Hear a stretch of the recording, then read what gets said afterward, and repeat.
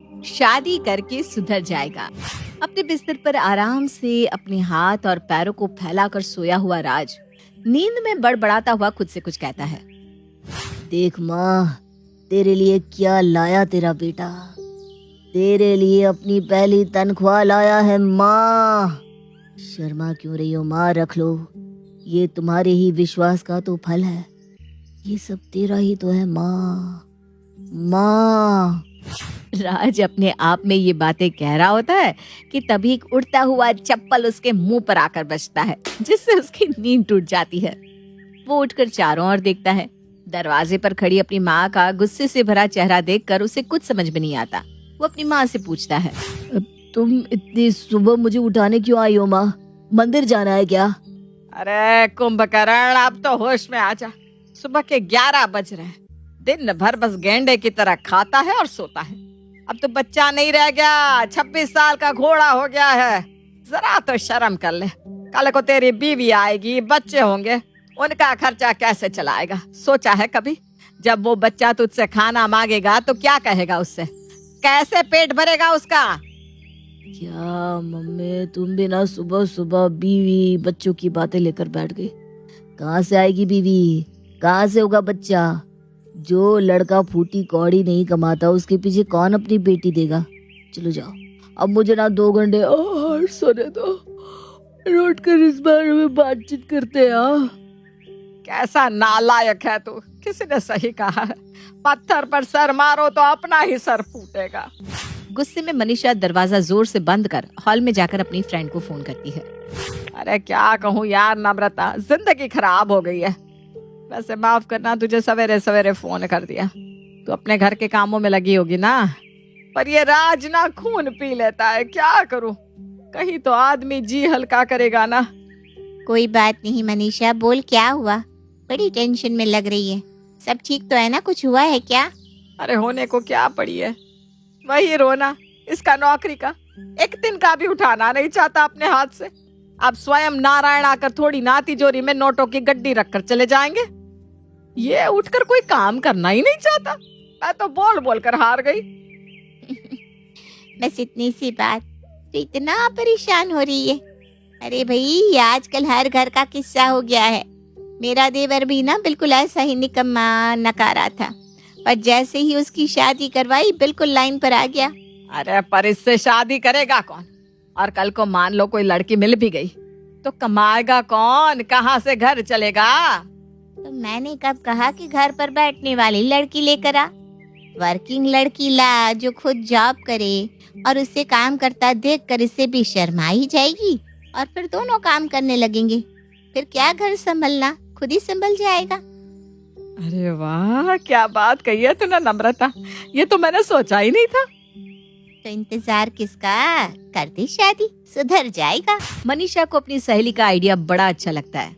वो इस बारे में अपने बेटे से बात करती है। काम तो तू करता नहीं, कम से कम तेरी जान पहचान की कोई लड़की तो होगी ना जिसकी नौकरी लग गई हो। कोई पसंद है तो बात आगे बढ़ा। क्या मम्मी, मुझे कौन पसंद होगी? कोई भी नहीं है। पढ़ाई नहीं की समझ में आता है, नौकरी नहीं की वो भी समझ लिया मैंने, पर एक ढंग की लड़की तक नहीं ढूंढ पाया तू। भगवान जाने क्यों हमने तुझे कॉलेज भेजा, क्यों ही पैसों में आग लगाई। एक अच्छी कमाने वाली लड़की आ जाती तो कम से कम तेरा खर्चा तो उठा लेती। इस उम्र में मेरी छाती पर मूंग तो नहीं डलता तू। मेरा क्या है, कितने दिन जीऊंगी मैं? फिर मारा मारा फिरेगा तब याद आएगी माँ की बातें। ये क्या कह दिया मम्मी तुमने आज? तुमने ना मेरे अंदर के इंसान को जगा दिया है मम्मी। अब तो मैं लड़की ढूंढ कर ही रहूंगा। और इस बात को पहली बार राज इतना सीरियसली ले लेता है कि मैट्रिमोनियल साइट पर अपना एक नकली प्रोफाइल बनाता है, जिस पर वो खुद को एक कंपनी का मैनेजर दिखाता है। और उसकी प्रोफाइल देखकर स्नेहा उसे कांटेक्ट करती है। इस लड़की ने मुझे मैसेज किया है, 50,000 कमाती है ये। अब तो इस लड़की को हाथ से जाने नहीं दूंगा। अगर इसे बहू बना दिया तो मम्मी की सारी शिकायत खत्म हो जाएगी। राज रोज स्नेहा से बातें करने लग जाता है और स्नेहा भी राज की बातों में दिलचस्पी लेने लगती है। 15 दिन की फोन पर चैटिंग के बाद एक दिन दोनों मिलने का प्लान करते हैं। एक बड़ी सी काले रंग की गाड़ी में स्नेहा रेस्टोरेंट के बाहर आकर उतरती है। क्या बड़ा हाथ मारा है तूने राज। ये लड़की तो हमारे घर की गरीबी ही खत्म कर देगी। अब तो मुझे अपने बुढ़ापे की फिक्र करने की भी जरूरत नहीं है। मुझे आपकी ये बात बड़ी अच्छी लगी। इतनी अच्छी हैसियत के होने के बाद भी इतने मिनिमल रेस्टोरेंट पे मिलने के लिए आपने चुना। ये सादगी मुझे बहुत भा गई। एक लंबी बातचीत के बाद मुझे जैसा लड़का चाहिए था अब बिल्कुल वैसे ही है। मुझे लगता है अब हम इस रिश्ते को आगे बढ़ा सकते हैं। और क्या था, 1 महीने बाद शादी की तारीख निकलती है। स्नेहा और राज की शादी हो जाती है। शादी के बाद लाल जोड़े में स्नेहा बहू बनकर राज के घर आ जाती है। देख लिया मनीषा, कैसे तू हर वक्त मेरे बेटे को कोसती रहती थी। आज देख 50,000 रुपए कमाने वाली बहू को लेकर आया है मेरा बेटा। वैसे बस शादी में कोई अड़चन ना हो इसलिए हमने ज्यादा जांच पड़ताल नहीं की। अब अच्छे से बताओ बहू, कहाँ काम करती हो तुम? मैं तो कोई काम नहीं करती पापा जी। काम तो राज करते हैं, वरना 1 लाख महीने का कमाना कोई छोटी बात थोड़ी ना है। मैंने तो जैसे ही उनकी प्रोफाइल देखी थी मैं फिदा हो गई थी। मैं ना हमेशा से ऐसा ही लड़का चाहती थी जो बहुत अच्छा कमाए और उसके पैसों पर मैं राज करूं। स्नेहा की बातें सुनते ही नम्रता सबसे पहले कोना पकड़ लेती है। आखिरकार बेटे की शादी करने का सुझाव भी तो उसी का था। मनीषा का सर चकराने लगता है। अगर तू कमाती ही नहीं है तो वो सब क्या था? तेरा गाड़ी से आना, वो सब दिखावा ही था मम्मी जी। अब अमीर लड़का पटाना है तो इतना तो करना ही पड़ेगा ना। मेरा ये लहंगा भी ना भाड़े का है। राज जी जरा 10,000 दीजिए ना। 2 घंटे बाद दुकान वाले इसे लेने आएंगे। लहंगे का रेट ही है ये। अब आपके घर की बहू की कोई बेइज्जती करे आपको बर्दाश्त थोड़ी ना होगा। आफ्टर ऑल आप इतनी बड़ी कंपनी के मैनेजर जो हैं। मम्मी ये क्या हो गया? ये मेरी शेरवानी तो खुद भाड़े की है। मुझे तो लगा था स्नेहा तुम 50,000 कमाती हो। तुम्हें बीवी बनाने के लिए तो इतना खर्चा किया हमने। अब ये सब खर्चा कौन भरेगा? मैंने तुझे कहा था मैं पुराने बक्से से निकाल कर साड़ी पहन लूंगी, पर तुझे ही इतना दिखावा करना था। मतलब तुम भी मेरी तरह निकम्मे ही हो? हे भगवान, इतना ड्रामा करने का क्या ही फायदा हुआ। खैर टेंशन लेकर क्या होगा। मम्मी जी आप मेरे लिए ना स्वादिष्ट नाश्ता बना दीजिए, मैं कमरे में जा रही हूँ। ये तो बिल्कुल मेरी ही कॉपी आ गई मम्मी। अच्छा बना ही रही हो तो मेरे लिए भी कुछ बना देना। मैं भी एक नींद ले ही लेता हूँ।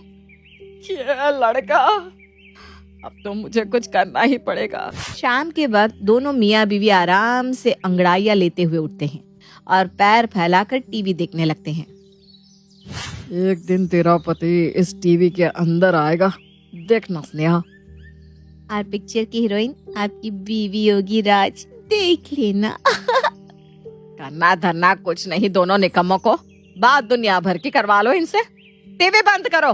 खर्चा कैसे चलेगा इसकी फिक्र है नहीं, और टीवी का बिजली का बिल अलग बढ़ा रहे हो। मम्मी जी इतना टेंशन क्यों लेती है? राज ने समझाओ ना, एक ही लाइफ है। टेंशन ना ले वरना तबीयत बिगड़ जाएगी। अब टेंशन मत लीजिए मम्मी जी। जैसे हम दोनों ने एक दूसरे को फंसाया था वैसे ही किसी नए आदमी को मुर्गा बनाकर पैसे कमा ही लेंगे। मनीषा के पास निकम्मा राज क्या कम था, जो अब निकम्मी स्नेहा भी आ गई थी। और अगली सुबह 11 बजे तक दोनों आराम से घोड़े बेचकर सोते रहते हैं, मानो तिजोरी में उनके लिए पुश्तैनी धन रखा हो। बेफिक्रों की तरह बिस्तर पर पड़े हुए नए युगल जोड़े पर एक बाल्टी पानी मारकर मनीषा उन्हें जगाती हुए कहती है, उठो उठो, सपने से बाहर आ जाइए महाराजा महारानी जी। मैंने खर्च निकालने का उपाय ढूंढ लिया है। देख लिया स्नेहा, मुझे पता था मम्मी कुछ ना कुछ इंतजाम कर ही लेगी। वैसे क्या उपाय निकाला है मम्मी तुमने? और तुम्हारे हाथ में ये इतने बड़े बड़े बैग क्यों हैं? हमें हनीमून पर भेज रही हो ना तुम। पर तुम्हारे पास इतने पैसे कहाँ से आए मम्मी? छिपा कर रखे थे क्या? मैंने इस घर को किराए पर लगा दिया है।